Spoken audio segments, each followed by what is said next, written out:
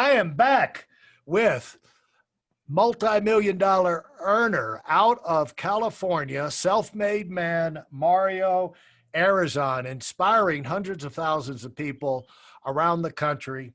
And it's because he started at the bottom and worked his way up. And nobody was knocking on his door, bailing him out or giving him free money. He had to be the guy who was out the door before anybody else. And he learned a lot of lessons. And one thing I'd like to, so welcome back, Mario. Thank you so much, Larry. I appreciate it. And let's just talk about things that make a big difference. And you learned, let's just talk about extras, doing the extras. And that's how, it's one thing of hard work, but some people, they think hard work is putting in a lot of hours and just going through the motions for a long time. Every person getting beat in life, if you ask them, they're just working all the time. How much do you work? I work all the time. I never have a minute off. I'm always, it's just like in our business. The guys who have the fewest appointments, whine the most about how busy they are, and it's because their life is a drag, but they're working, in their mind, they're working hard. So separate that. One thing about working hard is you do the normal stuff, but you're doing the extras. And so talk about that. Absolutely. So for me, I have a passion for this, Larry. I have a passion for my business. I have a passion for educating people in their finances, showing them how to have hope again. The biggest thing I do is I show people like, hey, you can do this. So for me, Larry, that's my mindset. I don't consider like, oh, I have to work or I have to do this appointment. When you have that mindset, honestly, it's not good. When people have to do it, you get the least amount of results. You get the least, I don't know how to explain it, but it's just the worst of the worst from it. But when they get to like, man, I get to do this. I want to do it. You get the most out of people. So my mentality is like, man, I get to talk to these people. I get to build my business. Every day is it's like, for example, like a box of chocolates, right? You never know what you're going to get. So that's my mindset, Larry. And what I do is I realized this. I was going to be working for a job for somebody else. Why not do it for my own last name? And I don't say you have to work all day, Larry, but in the beginning, work at least half a day. Half a day is just 12 hours. That's it, right? Yeah. Put in 12 hours a day. And guess what? Eventually, it's going to compound. In your business, all your efforts will compound if you don't get discouraged. So many people want this to be like a microwave that happens overnight. It doesn't. It compounds. And those that stay persistent and keep on getting better, it's just a matter of time. You know what they say? Wow, overnight success. No, they didn't quit when things got tough. Yeah. That's the secret. They got better. And it's really doing that separates, when you're starting out, you need to decide for yourself what is going to be characteristic of how I go about my day that will separate me from the people who are doomed to failure or doomed to mediocrity. How can I jump up? How can I separate myself and have a chance to be elite and special? And one thing is doing the extras, going beyond what is normally expected and doing all the extra things. And when you're in there, if you have your mind engaged, these things will come to you. What if I did this? What if I got there a little earlier? I'm supposed to do this. What if I did this? And what I found is those extras, like even on appointments, I always found like if I set one appointment at night, to go out and, or during the day, one appointment, usually that would be a no. I'd have the appointment, but it'd be a no.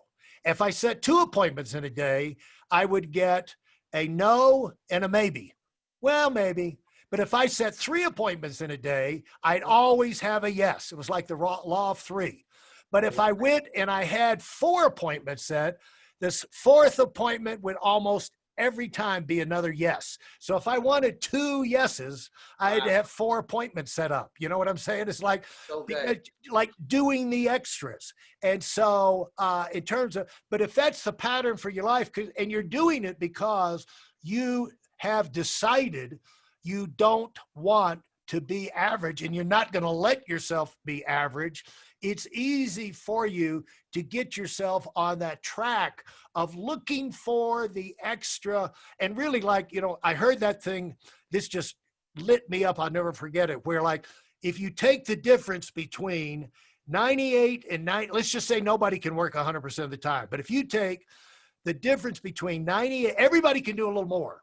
And so if you just concentrate on doing a little more, the difference between 98% effort and 99% effort, only 1%, but compounded over a week, a month, a year, staggering extra benefits. And you've seen that play out in your own life and in other lives time and time again, right? Yes, Larry.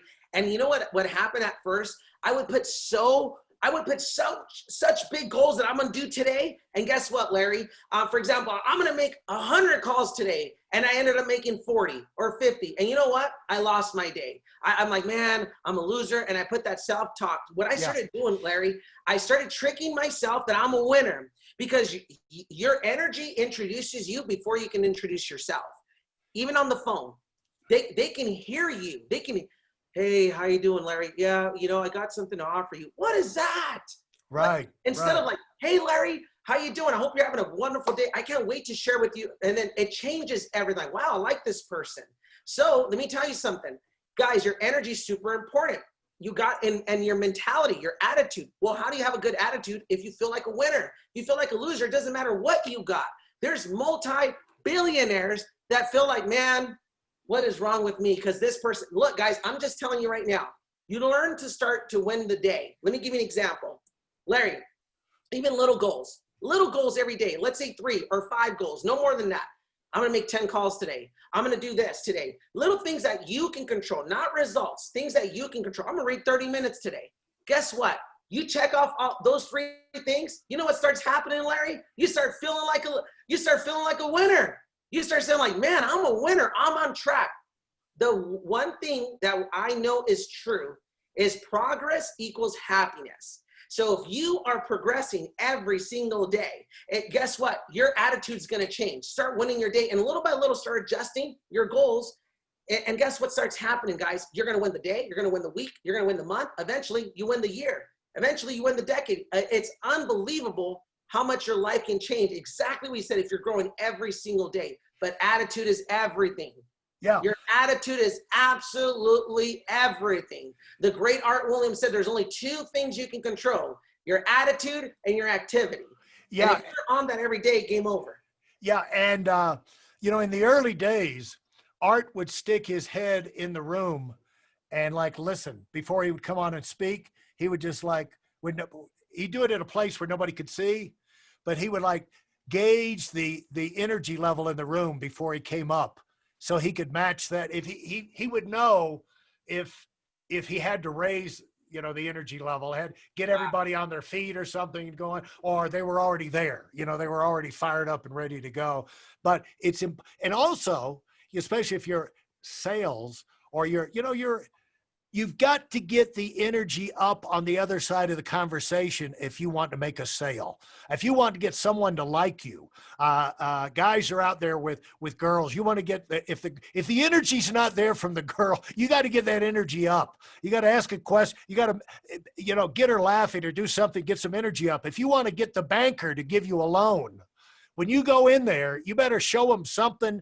Say something, to have something to where you get the energy up before you make your presentation. Because if the energy's low in the other person, if the other person is individual, small group, big group, whatever, if the energy's not right, whatever you have to say to them is not going to be well received, And that's why people like me and you, when we speak, we always are laughing and trying to get them laughing, because we know that makes it's like plowing the ground, people that are dead, I'll tell you this one. Early in my career, I had to drive to Lynchburg, Virginia, 2 hours from Greensboro. I went up there and somebody put together a group of people in a bank and we were recruiting.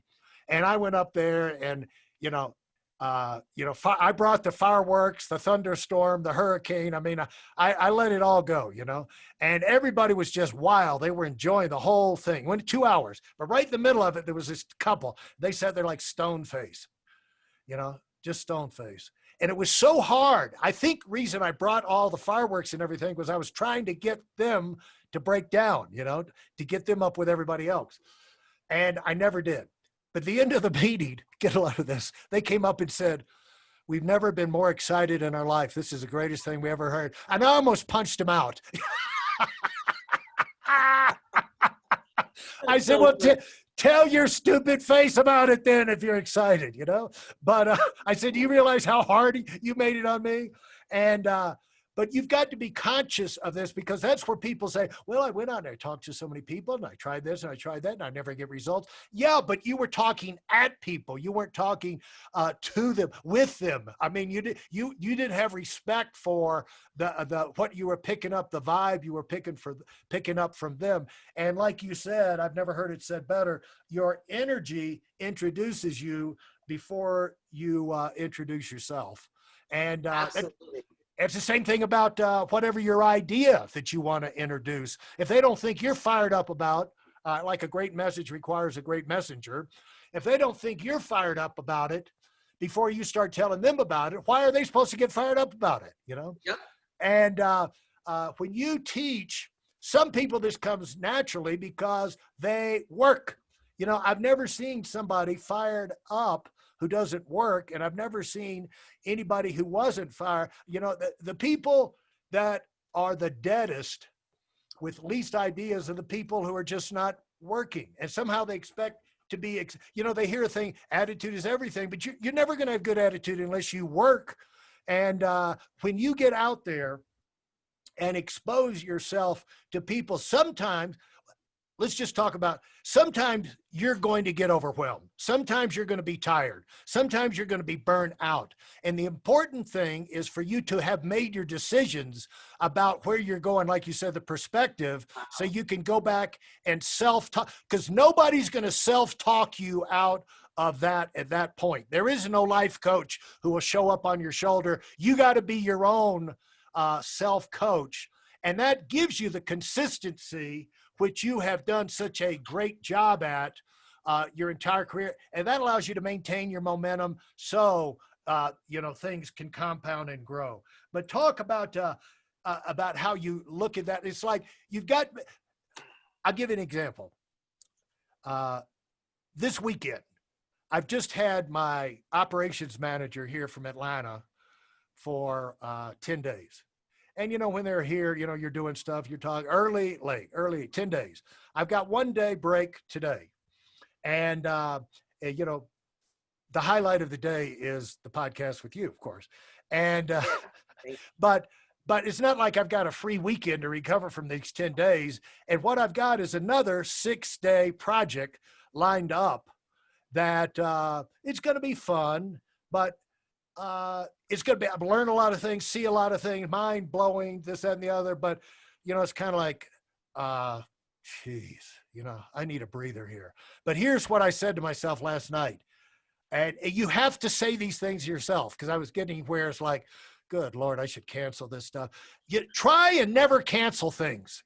Guys, if things get on your schedule, try and be the person who never cancels. You always find a way to plow through, because a lot of those things, just like Mario, her mom, abort the baby, this, that, and the others, even you'll do that to yourself. Well, I need a break. I need a breather. I need to care. If you find a way to plow through, you'll find that you'll get your rest along the way. And a lot of those meetings you were going to cancel or trips you're going to cancel, like mind-blowing things happen, and you find out there's another force in the world that did not want you to get exposed to that and have that in your favor. You know what I'm saying? There's subtle behind the scenes forces out there. And so what I said to myself, Mario, was it's a privilege to be able to go to Denver and do that. It's going to be a privilege to go after that to this other town. It's a privilege. I'm the luckiest guy in the world. And then all of a sudden, I started to get a different attitude about it.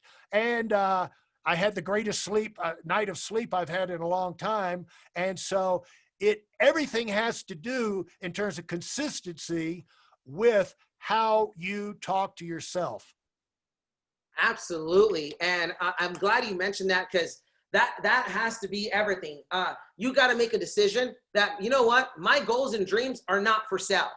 You got to plant the flag that, and it'll matter how tough it gets, I'm not going to sell my goals and dreams. I'm not going to sell my soul for money. I'm just not going to do it. And Larry, there were some times that everyone looked at me like, Mario, maybe this is the time to throw in the towel. I'm sorry, but my goals and dreams were not for sale. People can get either bitter or they can get better. And look, if things are not going your way, that's a big sign that you need to adjust. That's a big sign that you need to get better before. You know what I used to do, Larry? Let's say I didn't pass an exam that I needed to do, pass.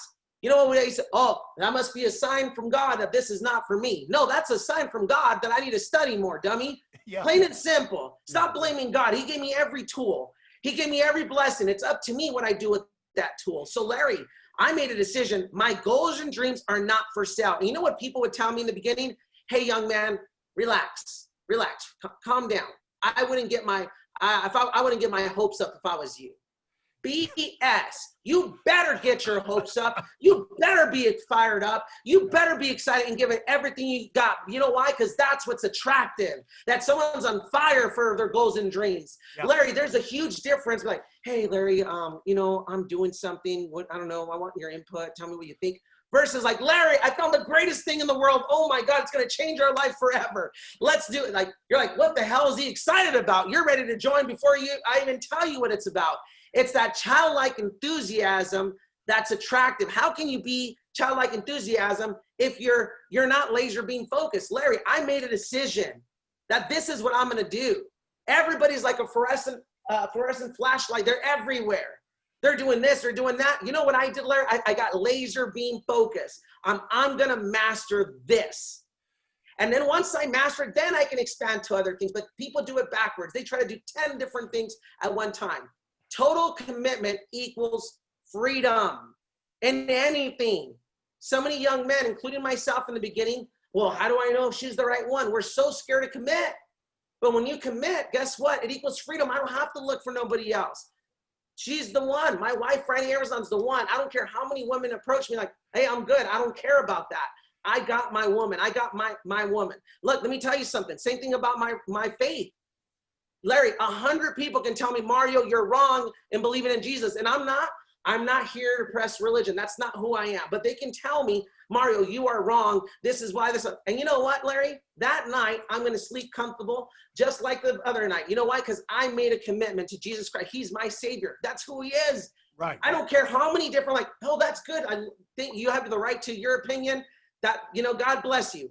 Boom. I'm going to wake up the next day just as fired up and excited for the Lord because I made a commitment to my Lord, to my wife, to my business. The problem is people are scatterbrained and they wonder. There's people that are so much more talented than me, Larry, but they're not focused. My edge is I'm laser beam focused on what I want. And there's nothing or anything that's going to get in the way.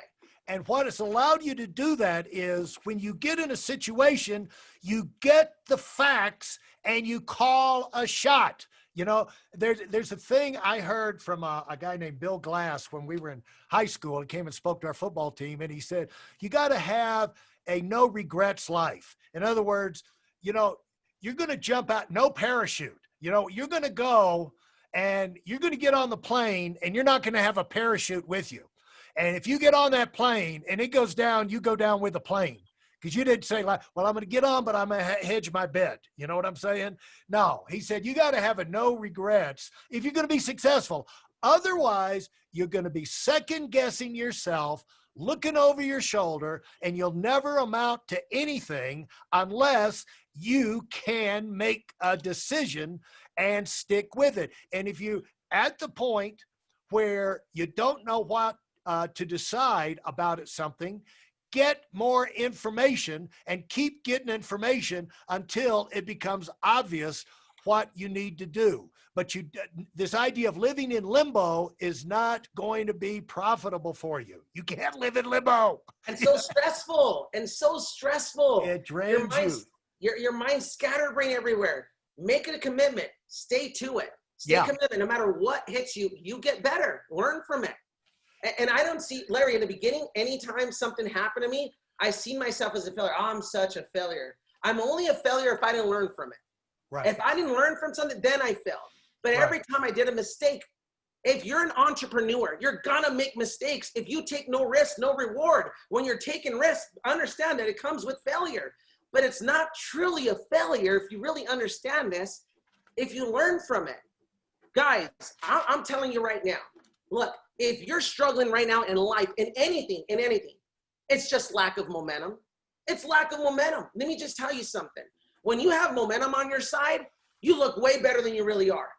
But when you don't have momentum on your side, you look worse than you really are. So let me give you an example of this. A train traveling 55 miles an hour can crash through a 5-foot reinforced concrete wall without even stopping. But that same train from a stationary position can't move through an inch block that's in front of its driving wheel. It can't move. How is that possible?